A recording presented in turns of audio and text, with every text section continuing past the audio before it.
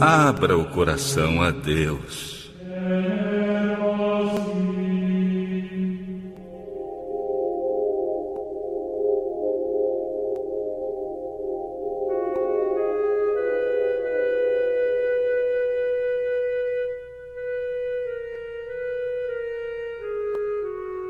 O que encobre as suas transgressões nunca prosperará, mas o que as confessa e deixa alcançará a misericórdia. As condições para receber a misericórdia de Deus são simples, justas e razoáveis. O Senhor não pede de nós coisas difíceis para alcançarmos o perdão de nossos pecados. Não temos de fazer longas e cansativas peregrinações, nem praticar duras penitências com o objetivo de recomendar nossa alma a Deus ou para expiar nossas transgressões. Mas o que confessa os seus pecados e os deixa, alcançará a misericórdia. Diz o apóstolo: confessem os seus pecados uns aos outros e façam oração uns pelos outros para que sejam curados.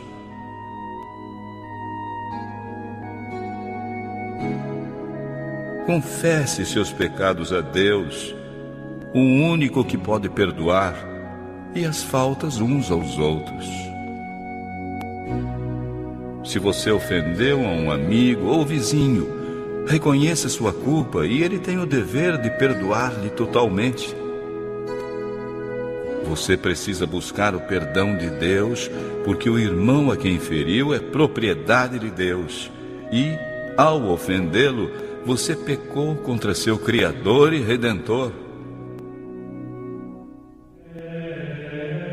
O caso será levado perante um único mediador verdadeiro, nosso grande sumo sacerdote, que como nós em tudo foi tentado, mas sem pecado. Ele pode ter compaixão das nossas fraquezas, tem condições de nos purificar de toda mancha de pecado. Os que não humilharam ainda o coração perante Deus, reconhecendo sua culpa, não cumpriram ainda a primeira condição para serem aceitos. Se não experimentamos ainda aquele arrependimento completo e definitivo, e não confessamos os nossos pecados com verdadeira humildade e tristeza de espírito, aborrecendo nossos maus atos, não estamos procurando verdadeiramente o perdão dos pecados. E se não buscamos a paz de Deus, nunca a encontramos. A única razão para não receber o perdão dos pecados passados é não estarmos dispostos a humilhar o coração e a cumprir as condições apresentadas pela palavra da verdade.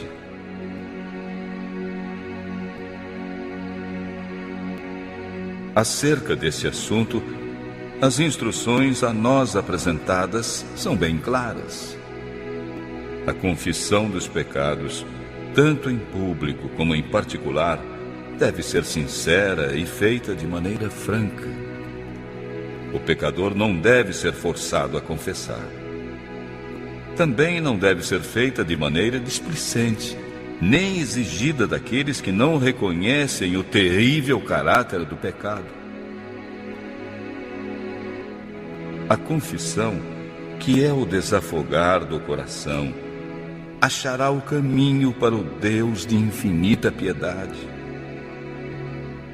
Diz o salmista: perto está o Senhor dos que têm o coração quebrantado e salva os contritos de espírito.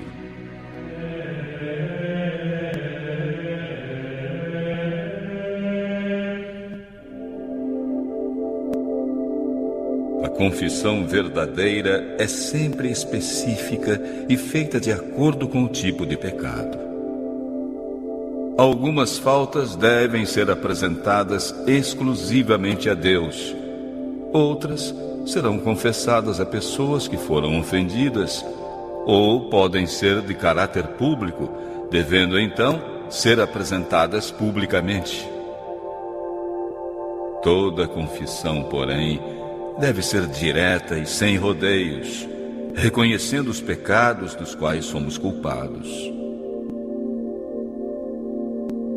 Nos dias de Samuel, os israelitas se afastaram de Deus. Estavam sofrendo as consequências do pecado, pois haviam perdido a fé no Senhor, deixado de reconhecer seu poder e sabedoria para governar a nação. Haviam perdido a confiança em sua capacidade de defender sua causa. Viraram as costas para o grande Rei do universo, preferindo ser governados como as nações vizinhas. Para reencontrar a paz, fizeram esta confissão bem definida: a todos os nossos pecados temos acrescentado este mal, de pedirmos para nós um rei.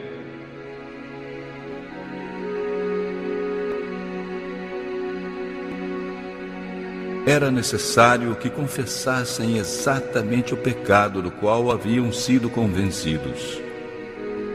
Sentiam-se oprimidos pela ingratidão que os afastava de Deus. A confissão não será aceitável a Deus sem sincero arrependimento e reforma. É preciso que haja mudanças verdadeiras na vida. Tudo o que é ofensivo a Deus tem de ser renunciado. Esse será o resultado da genuína tristeza pelo pecado. O que nos cabe fazer é deixado bem claro: lavem-se e purifiquem-se. Não quero mais ver as suas maldades. Parem de fazer o mal e aprendam a fazer o que é bom. Tratem os outros com justiça, socorram os que são explorados, defendam os direitos dos órfãos e protejam as viúvas.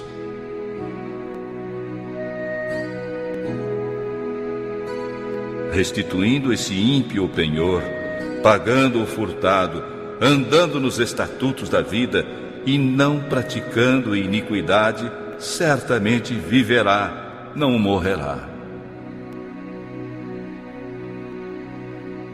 Paulo diz acerca do arrependimento: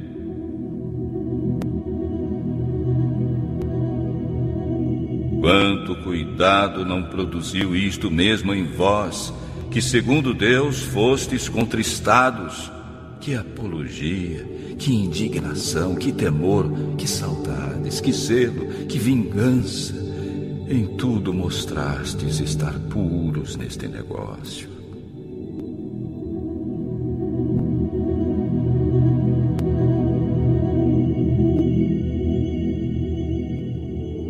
Quando o pecado obscurece as percepções morais, o transgressor já não consegue enxergar os defeitos do seu caráter, nem reconhece quão grande é o mal que cometeu.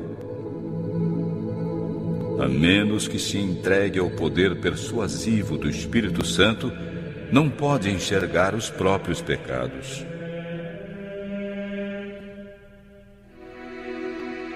Suas confissões não serão sinceras nem verdadeiras. Cada vez que reconhece suas faltas, acrescenta uma desculpa, justificando a maneira de agir, declarando que se não fossem certas circunstâncias, não teria praticado esse ou aquele ato pelo qual está sendo reprovado.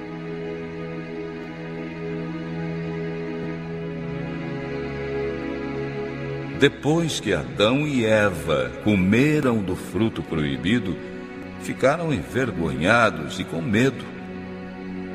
A princípio, somente pensavam em como desculpar seu pecado e escapar da temida sentença de morte. Quando o Senhor perguntou a eles sobre seu pecado, Adão respondeu: lançando a culpa em parte sobre Deus e em parte sobre sua companheira. A mulher que me deste por companheira, ela me deu da árvore e comi. A mulher culpou a serpente. A serpente me enganou e eu comi. Por que o Senhor criou a serpente e por que permitiu que ela entrasse no jardim?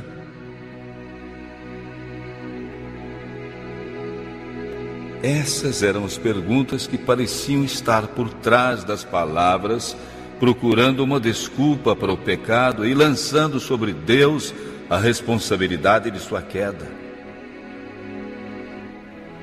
O espírito de justificação própria surgiu com o pai da mentira e tem sido utilizado por todos os filhos e filhas de Adão.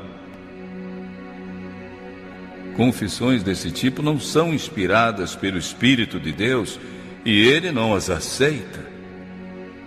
O arrependimento verdadeiro fará com que a pessoa assuma sua própria culpa sem justificativas.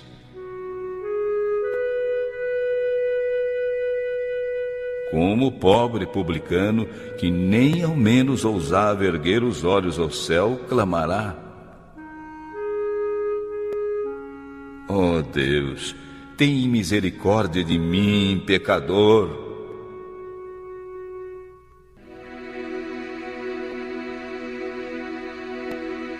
Os que reconhecerem sua culpa serão justificados, pois Jesus apresenta seu sangue em favor da pessoa arrependida.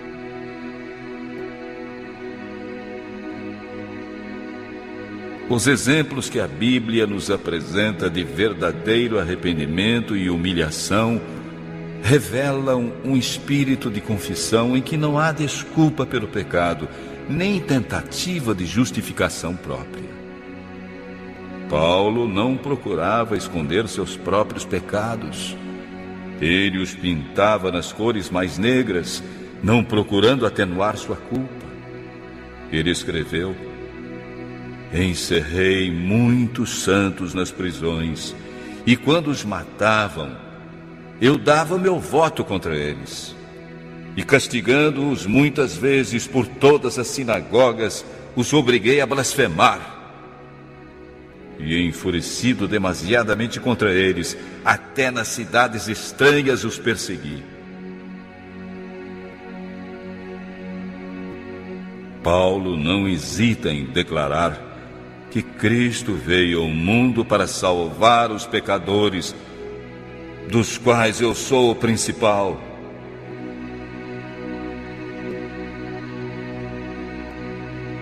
O coração humilde e sincero, verdadeiramente arrependido, apreciará o amor de Deus e o preço pago no Calvário. E, como um filho confessa suas faltas a um pai amorável, poderá trazer assim o pecador arrependido todos os seus pecados diante de Deus. Está escrito: se confessarmos os nossos pecados, Ele é fiel e justo para nos perdoar os pecados e nos purificar de toda injustiça.